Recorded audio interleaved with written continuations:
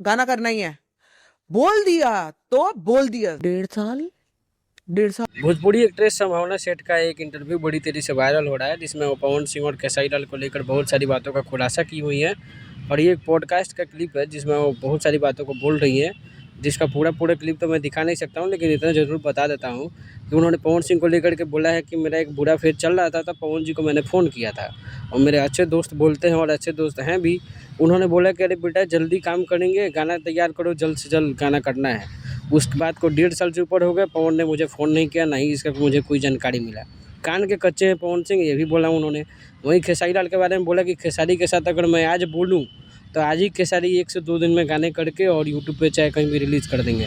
वहीं पवन सिंह कान के कच्चे हैं, कोई भी कान में कुछ भी बोल देता है तो सीधे बोलते हैं कि नहीं इसके साथ काम नहीं करना, उसके साथ काम नहीं करना है, और वादा बड़ी जल्दी कर देते हैं।